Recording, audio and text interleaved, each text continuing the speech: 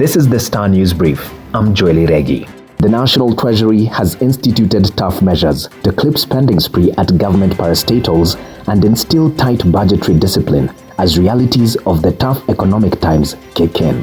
It will not be business as usual at the 48 entities in the face of the directives on budget elements they must consider as they prepare the next financial year's estimates. The new rules by Cabinet Secretary Yatani will see the entities have less control of their operations, as the same will have to be approved by the National Treasury. Expenditures on travel, training, seminars, consultancies, legal expenses, overtime, and all non-core activities will be capped at the bare minimum. Going forward, parastatals will only undertake critical activities and programs that maximize on returns and efficient service delivery.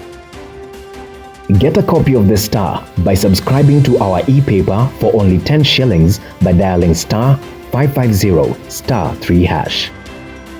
Former Nairobi Governor Mike Sonko is set to know if he will be free on Tuesday in two key court rulings. A Kiambu Magistrates Court will first rule on his application to be released on bond in a multiple case of assault and robbery he is facing. Then, a Kahawa West Court will also make a ruling on an application by the police to be allowed to detain Sonko for 30 days as they investigate terror-related charges. His legal team is concerned with reports that police plan to revive old cases that they believe were settled. Sources said officers from the Serious Crimes Unit at the Directorate of Criminal Investigations had visited a Mombasa court and Shimolatewa prison as part of efforts to revive the case. Head of Anti-Terrorism Police Unit John Gashomo said they are holding 9 men believed to be aides to the former governor. The stalemate between the judiciary and the executive over the appointment of 41 judges is far from over, more than a year since the president refused to swear them in.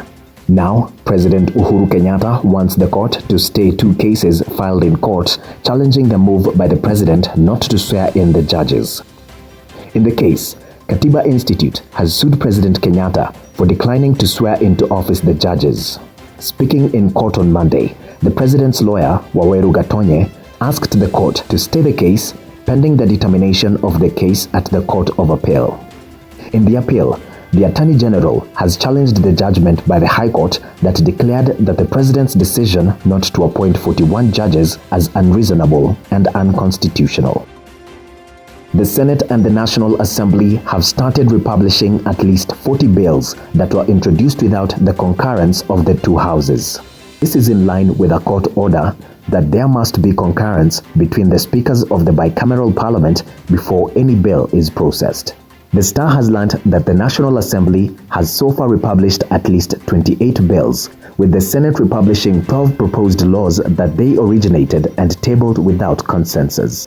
In October last year, the High Court ruled that the speakers must seek concurrence before any bill is tabled in accordance with Article 110 Cap 3 of the Constitution.